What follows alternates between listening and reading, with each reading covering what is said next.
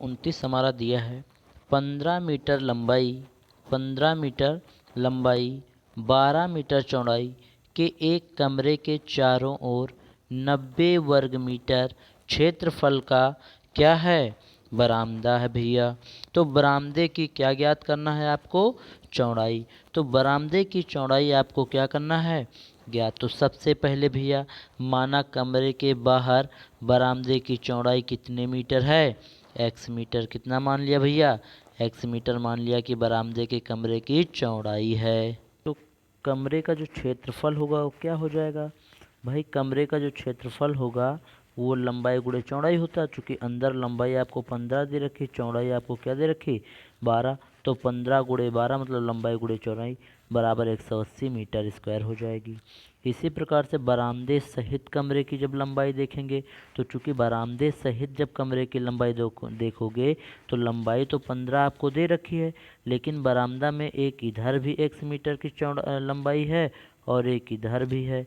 तो ये एक इधर भी है और एक इधर भी, तो ये एक ये वाला x, तो ये हो जाएगा एक इधर वाला x, ये हो जाएगा, ये दोनों जुड़कर 2x बना देंगे भाई। एक x एक और x जुड़ेगा, ये दोनों मिलकर क्या बना देंगे? 2x। और 2x का मतलब लंबाई फिर टोटल कितनी हो जाएगी? 15 + 2x मीटर। इसी प्रकार से बरामदे सहित जब चौड़ाई देखोगे तो चौड़ाई तो आपकी 12 थी, लेकिन 12 के साथ साथ एक x इधर और एक x यहाँ नीचे भी, तो x + x मिलकर 2x बना देंगे, तो चौड़ाई भी 2x क्या हो जाएगी? बढ़ जाएगी। इस प्रकार से बरामदे सहित कमरे का क्षेत्रफल, अभी तक कमरे का क्षेत्रफल लंबाई गुणे चौड़ाई मतलब 15 गुणे 12 केवल हुआ करता था, लेकिन अब लंबाई गुणे चौड़ाई क्या हो जाएगी? 15 + 2x × 12 + 2x मीटर स्क्वायर। ये हो जाएगी आपके बरामदे सहित कमरे का क्षेत्रफल। अब क्या करेंगे? बरामदे सहित कमरे का क्षेत्रफल जब निकालेंगे तो चूंकि आपको ये बात पता है कि बरामदे सहित जो कमरे का क्षेत्रफल है उससे अगर कमरे का क्षेत्रफल हम निकाल देंगे तो वो बरामदे का क्षेत्रफल आ जाएगा। भैया ये बरामदा आपका है चारों तरफ से, और यहाँ से जब हमने ये कमरे का क्षेत्रफल यहाँ से हटा दिया तो यही तो क्षेत्रफल किनारे का बचेगा। तो यही चीज़ है बरामदे सहित कमरे का क्षेत्रफल मतलब लंबाई गुणे चौड़ाई माइनस कमरे का क्षेत्रफल मतलब लंबाई गुणे चौड़ाई बराबर बरामदे का क्षेत्रफल है कितना?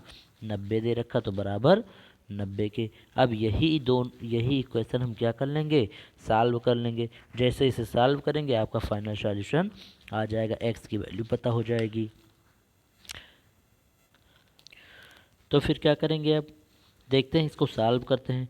तो इस ब्रैकेट का और इस ब्रैकेट का क्या कर लेंगे? पहले मल्टीप्लाई, तो 12 गुणे 15 करेंगे तो 180, 15 दूना 30x, फिर 12 दूना 24x, फिर 2 का 2 से करेंगे तो 2 दूना 4x स्क्वायर, और 15 गुणे 12 करेंगे 180 माइनस का बराबर 90। सबको एक साइड कर लेंगे तो आ जाएगा क्या? 4x स्क्वायर प्लस का 54x माइनस का ये 90 बराबर 0 के। क्योंकि ये 180 से 180 कट ही जाएगा, बचेगा ये 90, उधर ले आएंगे तो माइनस का हो जाएगा। यहाँ से हमने क्या किया? 2 कॉमन कर लिया तो ये बन गया। जब ये 2 यहाँ से हटा के 0 की तरफ भेज देंगे तो ये बराबर इतना, अब ये बराबर 0 के। अब ये बन गया द्विघात समीकरण, और द्विघात समीकरण आप सॉल्व करना जानते हो। द्विघात समीकरण आप कैसे सॉल्व करते थे? भैया करते क्या थे? लास्ट वाले टर्म को उठाकर हम इधर वाले टर्म से मल्टीप्लाई कराते हैं, मतलब 45 दूना 90 एक्स स्क्वायर बनेगा। इसे 2 भागों में तोड़ना होता है। यहाँ पर चूंकि माइनस है इसलिए बिच्चा वाले से ऊपर टूटेगा, मतलब 27 से ऊपर। 27 से ऊपर होता क्या है? 28 एक कम, फिर 29 दूना, फिर 30 त्याई, तो 30 त्याई 90। यही आपको लाना था, क्योंकि 90 एक्स स्क्वायर को तोड़ना है। तो एक तरफ 30 लिखेंगे, एक तरफ 3। अब इसको जोड़े या घटाएं तो 27 आना चाहिए, तो यहाँ से घटाव का चिन्ह लगा के आप 27 कर सकते हो, और गुणा करने पर ये आना चाहिए। तो ये हो जाएगा 27 को तोड़ लेंगे हम, 30 और 3 में टूट जाएगा। जब 30 और 3 में से तोड़ोगे तो यहाँ पर दो दो के आप जोड़े बना लेना। यहाँ से 2x कामन तो x प्लस 15, यहाँ से 3 कामन तो x प्लस 15 बराबर 0 के।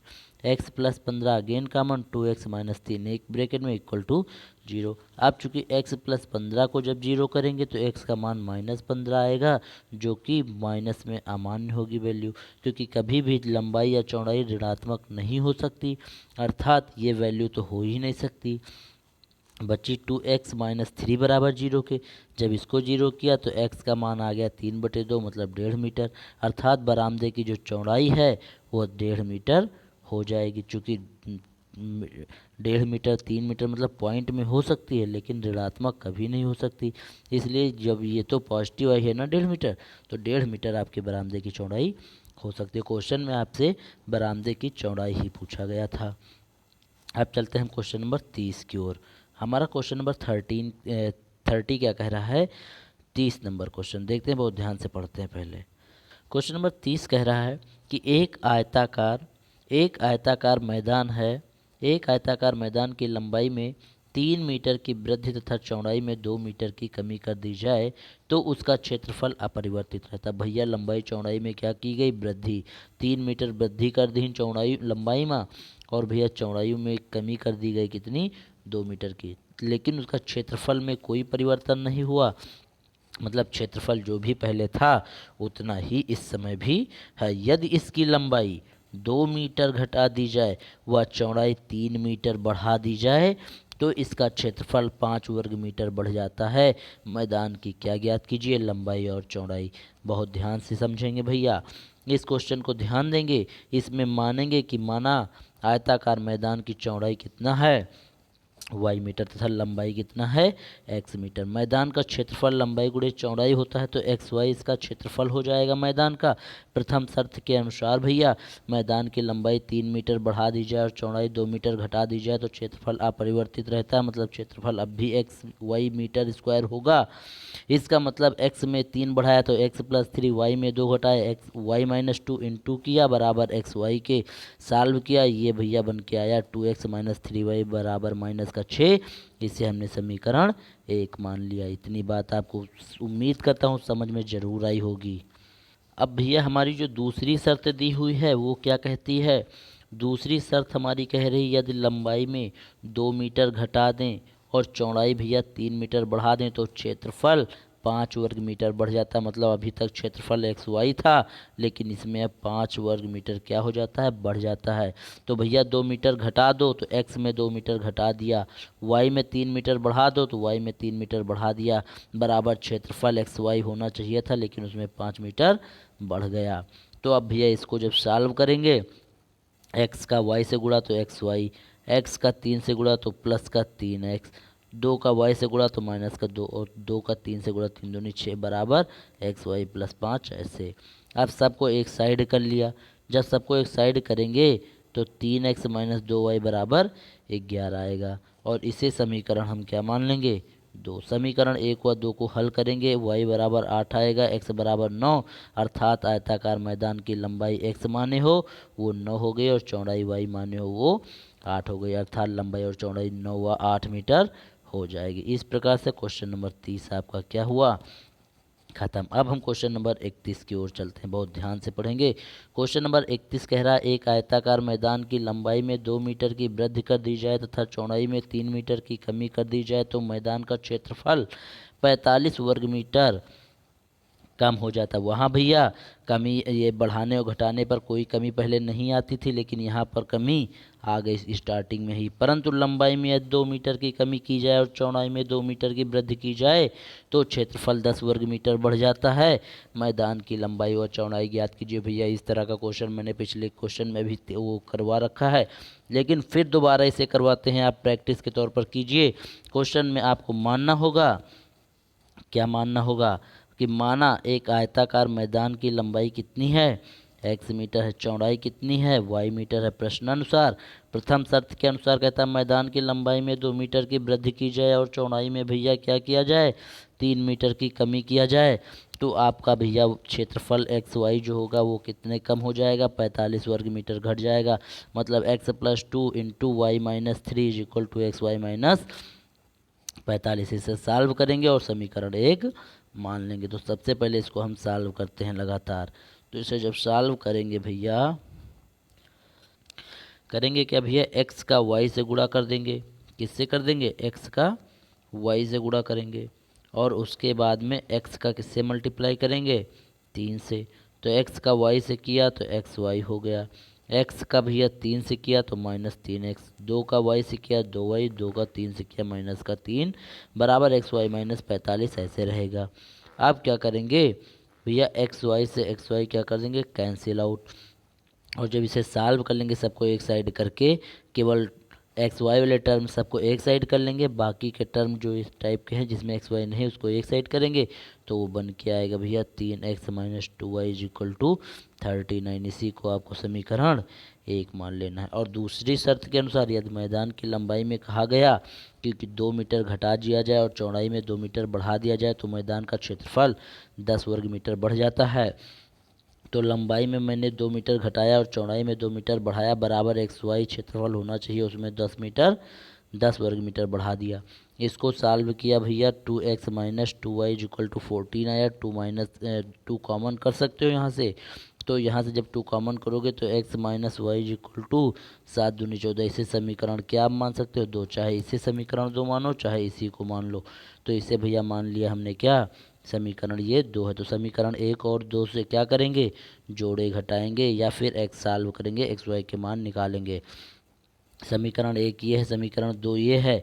इसको किया क्या, माइनस मतलब घटा दिया एक दूसरे से, तो घटाने पर चिन्ह बदल जाता है। चूँकि 2x के सामने भैया कोई चिन्ह नहीं तो प्लस का होता है, प्लस का था इसलिए घटाव का चिन्ह लगा दिया। यहाँ पर माइनस था तो यहाँ प्लस कर दिया। यहाँ पर कुछ नहीं मतलब प्लस था तो यहाँ माइनस कर दिया। मतलब घटाने पर चिन्ह हमेशा क्या हो जाते हैं, बदल जाते हैं। क्या हो जाते हैं, बदल जाते हैं। इसलिए ध्यान रखना, घटाव में चिन्ह बदलते हैं, जबकि अगर जोड़ेंगे ऐड करेंगे तो कभी भी चिन्ह बदलते नहीं है। लेकिन यहाँ पर घटा रहे हैं इसलिए चिन्ह बदल गए। जैसे चिन्ह बदल गए तो ये 2y से 2y कैंसिल आउट बनेगा। 3x से ये 2x जब घटाओगे तो केवल x आएगा, = 39 से 14 घटाओगे आपका 25 आ जाएगा। क्या आ जाएगा, 25। और x का मान आपका 25 हो गया। जब x का मान 25 हो गया तो x उठाकर समीकरण 1 या 2 में रख के आप y निकाल सकते हो। ठीक है, तो भैया क्या करेंगे हम, आप समीकरण 1 से क्या करेंगे, समीकरण 1 में x का मान रख के y निकाल लेंगे। जब समीकरण 1 में x का मान रखोगे तो y आप फाइंड करोगे तो y का मान 18 आ जाएगा। अर्थात मैदान की लंबाई 25 और चौड़ाई कितनी हो गई, 18 मीटर। यही आपका फाइनल सॉल्यूशन हो गया। इस प्रकार से क्वेश्चन नंबर 31 आपका ख़त्म हुआ। अब हम चलते हैं क्वेश्चन नंबर 32 की ओर। क्वेश्चन नंबर 32 आपका कह रहा है 2 अंकों वाली एक संख्या के अंकों का गुणनफल 18 है। जब संख्या में से 63 घटा दिया जाता है तो अंकों के स्थान आपस में बदल जाते हैं। संख्या ज्ञात कीजिए। करना क्या है भैया, माना 2 अंकों की संख्या का दहाई का अंक जो है x है। अगर दहाई का अंक x है तो इकाई का अंक भैया आप ज्ञात कर सकते हो। कैसे ज्ञात करेंगे आगे देखेंगे। चूँकि अंकों का गुणनफल 18 है इसलिए इकाई का अंक जो होगा वो 18/x हो जाएगा। क्या हो जाएगा, 18/x। तब अभीष्ट संख्या 10 गुणे दहाई का अंक प्लस इकाई का अंक। भैया जिसे 18 मान लीजिए लिखा है तो इसे 10 गुणे 8 प्लस का 10 गुणे 1 प्लस का 8 लिख सकते हैं ना, इस प्रकार से। तो वही यहाँ पर 10 गुणे दहाई का अंक प्लस इकाई का अंक लिख सकते हैं। तो यहाँ पर करेंगे क्या, अभीष्ट संख्या बराबर 10 गुणे दहाई का अंक x है और प्लस इकाई का अंक 18/x है। चूँकि दहाई का अंक x है और इकाई का अंक क्या है, 18/x। यहीं पर हमने पुट कर दिया। अब यहाँ से हमने एलसीएम, इसके नीचे कुछ नहीं, एक मानकर इसके नीचे क्या लिया, एलसीएम। तो ये बन गया 10x² और बटे का प्लस का 18/x। अब तथा अंकों के स्थान बदलने पर प्राप्त संख्या क्या है, 10 गुणे 18/x प्लस x हो जाती है। 18/x प्लस x हो जाती है। तो ये बनेगा क्या भैया, 18 दहम्मा 180/x और प्लस का x। इसको सॉल्व करेंगे तो 180 + x² बनेगा। तब प्रश्नानुसार क्या करेंगे भैया, संख्या से 63 घटा देंगे, बराबर अंकों के स्थान बदलने पर प्राप्त संख्या। तब संख्या है कितनी, 10x² प्लस 18/x - 63 बराबर अंकों के स्थान बदलने पर प्राप्त संख्या 180 प्लस एक्स स्क्वायर प्लस मतलब एक्स स्क्वायर बटे एक्स। अब यही क्वेश्चन आपको सॉल्व कर लेनी है। जब इसको भैया सॉल्व करेंगे आप तो आपका फाइनल सॉल्यूशन मिल जाएगा। अब यहाँ से भैया क्या करेंगे, हम इसके नीचे कुछ नहीं, एक मानकर एलसीएम लेंगे और एक्स वाले टर्म को बाद में क्या करेंगे, काट देंगे और सबको एक साइड करने की कोशिश करेंगे। तो ये 10 एक्स स्क्वायर प्लस का 18 माइनस का 63 into x is equal to 180 plus का एक्स स्क्वायर, और एक्स से एक्स ये कैंसिल आउट, सबको एक साइड कर लेंगे। जब सबको एक साइड करेंगे तो ये बनेगा 10 x square minus x square minus 63 x plus 18 minus 180 बराबर 0 के। यहाँ से 9 एक्स स्क्वायर घटाने के बाद 10 से 1 घटाओगे 9 बचेगा, 9 एक्स स्क्वायर माइनस का 63 एक्स माइनस 162 बराबर 0 के। यहाँ से 9 कॉमन करके उधर 0 की साइड कर देंगे तो x square minus 7 x minus 18 बराबर 180। द्विघात समीकरण आप सॉल्व करना जानते हो, चूंकि 18 से पहले माइनस लगा है इसलिए 7 से ऊपर टूटेगा, 9 और 2 में टूट जाएगा। इसे तोड़ेंगे तो x प्लस 2 आएगा, x minus 9 is equal to 0 होगा। तो x बराबर माइनस 2 आएगा एक बार, और एक बार x बराबर 9 आएगा। ठीक है, जब आप भैया x प्लस 2 को 0 करोगे तो x बराबर माइनस 2 चूँकि अमान्य होगा, दहाई का अंक x ऋणात्मक कभी नहीं हो सकता, इसलिए x बराबर 9 अभीष्ट संख्या ये है। तो यहाँ x जहाँ जहाँ पर है वहाँ वहाँ 9 रख दो तो x की वैल्यू आपको जो आपका वैल्यू आएगी वो 92 हो जाएगी। तो यही आपका फाइनल सॉल्यूशन होगा। इस प्रकार से क्वेश्चन नंबर आपका 32 भी खत्म हुआ। क्वेश्चन नंबर 33 कह रहा है दो अंकों की संख्या के अंकों का गुणनफल 18 है। दो अंकों की संख्या के अंकों का गुणनफल क्या है भैया, 18 है। जब संख्या में 27 घटाया जाए तो अंकों के स्थान आपस में बदल जाते हैं, संख्या ज्ञात कीजिए। माना दो अंकों की संख्या में दहाई का अंक x है और अंकों का गुणनफल कितना है, 18 है। तब भैया 18 बटे x क्या हो जाएगा, इकाई का अंक हो जाएगा। तब भैया क्या है, चूँकि इकाई का अंक और दहाई का अंक, जैसे इकाई का अंक x है और दहाई का अंक मान लीजिए y है, ये बराबर 18 के दिया तो y बराबर आप नहीं निकाल सकते 18 बटे इकाई का अंक। तो वही चीज़ यहाँ पर दे रखा है कि इकाई का अंक बराबर 18 बटे x। अभीष्ट संख्या क्या हो जाएगी, 10 गुणे दहाई का अंक प्लस इकाई का अंक। तो 10 गुणे दहाई का अंक है क्या x, और प्लस इकाई का अंक ये देखिए आप 18 बटे एक्स। यही सॉल्व किया, 10 एक्स स्क्वायर प्लस 18 बटे एक्स आ गया। अब अंकों के स्थान बदलने पर प्राप्त संख्या, तो 10 गुणे इकाई का अंक कर दिया यहाँ पर भैया, पहले इकाई का अंक इधर था ये उठा के अब दहाई की जगह कर दिया, और दहाई वाला अंक एक्स था ये उठा के हमने पीछे कर दिया तो प्लस का एक्स कर दिया। ठीक है, तो ये बन जाएगा 180 plus x square upon x हो जाएगा। ये आपका फाइनल अंक बदलने पर आ गई संख्या। अब प्रश्न क्या कहता है कि जो संख्या थी, मतलब ये संख्या जो हमने बना रखी थी मतलब निकाली थी, ये संख्या से 27 कम हो जाता है जब अंकों को बदलने पर जो प्राप्त होती है संख्या। तो अंकों के बदलने पर प्राप्त संख्या से क्या है, ये 27 कम हो जाता है। तो 27 घटा देंगे मेन संख्या से, बराबर को अंकों को बदलने पर प्राप्त संख्या। इसी को सॉल्व कर लेंगे। सॉल्व करना आपको अभी हमने सिखाया पिछले क्वेश्चन में। तो ये बराबर इसके हो जाएगा। जब इसको हम सॉल्व करेंगे तो x माइनस 6 एक्स प्लस 3 बराबर 0 आएगा। x माइनस 6 जब 0 करोगे तो x की वैल्यू 6 आएगी जो कि ये मान्य होगी, और ये माइनस वाली वैल्यू मान्य नहीं होगी। तो चूँकि x का मान 6 है तो दहाई का अंक क्या हो जाएगा, दहाई का अंक हमेशा 6 हो जाएगा। और जब दहाई का अंक 6 हो जाएगा तो अभीष्ट संख्या आप क्या बनाओगे भैया, अभीष्ट संख्या आप बनाओगे क्या, ये 10 एक्स स्क्वायर प्लस 18 बटे एक्स है। तो 10 गुणे एक्स स्क्वायर मतलब 6 छंग 36 प्लस 18 बटे 6, तो ये हो जाएगी आपकी फाइनल 63। यही आपका आंसर हो जाएगा। ठीक है, फिर क्वेश्चन नंबर 34 आपका दिया हुआ है। क्या दिया है भैया, 34 बहुत ध्यान से पढ़ेंगे। एक परीक्षा में ऋजुता के गणित व अंग्रेजी के अंकों का योगफल 30 है। यदि उनके गणित में 2 अंक अधिक होते तथा अंग्रेजी में 3 अंक कम हो जाते या आते तो उनके द्वारा प्राप्त अंकों का गुणनफल 210 होता।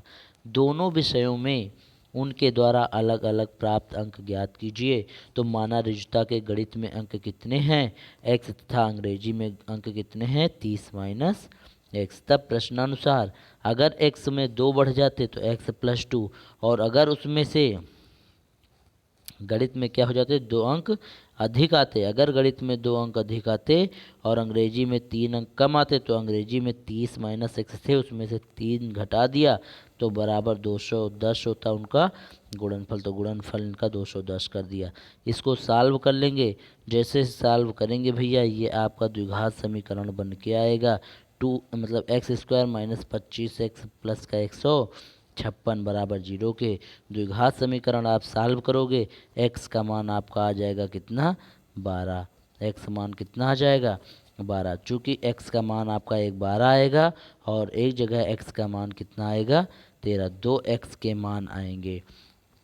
तो आपके जब 2x के मान हो जाएंगे, एक 12 और एक 13, तो अब जब आप एक बार x बराबर कितना 12 रखोगे तब आपको एक बार 18 प्राप्त होगा, और जब एक बार x आप 13 रखोगे तब आपको 17 प्राप्त होगा। अतः रिजुता के गणित व अंग्रेजी में अंक क्रमशः 12 और 18 होंगे तथा या फिर 13 और 17 होंगे। या तो 12 और 18 आएंगे या तो फिर 13 और 17 आएंगे। यही आपका फाइनल सॉल्यूशन हो जाएगा। क्वेश्चन नंबर 35 क्या कह रहा है, बहुत ध्यान से हम देखते हैं। क्वेश्चन नंबर 35 आपका कह रहा है कि दो क्रमागत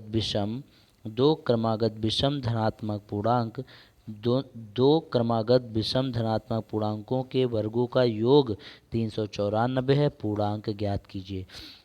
माना पहला धन विषम पूर्णांक क्या मानेंगे, x है, तो दूसरा क्या हो जाएगा, x प्लस 2। चूँकि विषम पूर्णांक हमेशा 2 के अंतर पर होते हैं, जैसे 1 है, फिर 3 है, फिर 5 है, फिर 7 है। देखिए सब में 2-2 का अंतर पाया जा रहा है। तो अगर एक आपने x माना तो दूसरा x प्लस 2 मानोगे।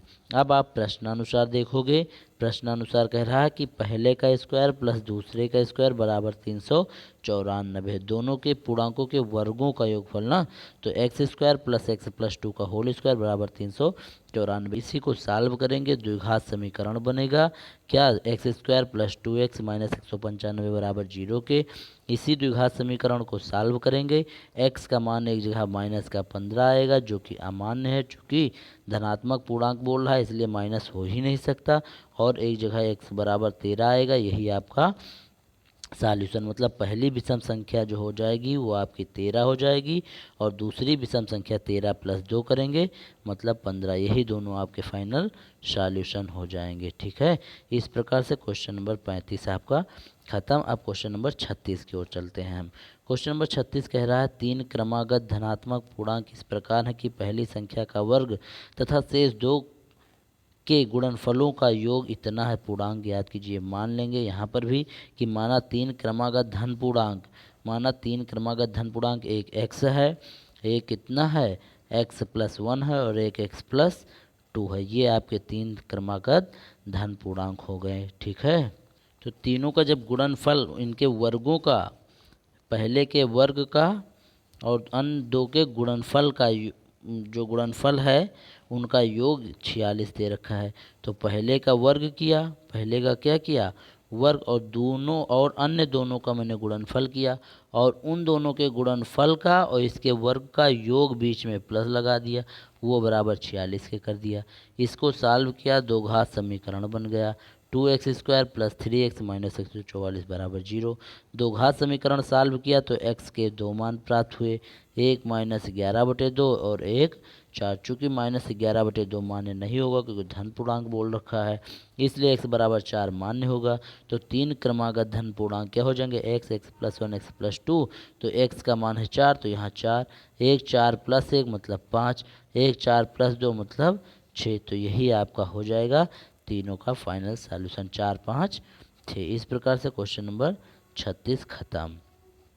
क्वेश्चन नंबर 37 क्या कह रहा है, 37 कह रहा है कि भैया संख्या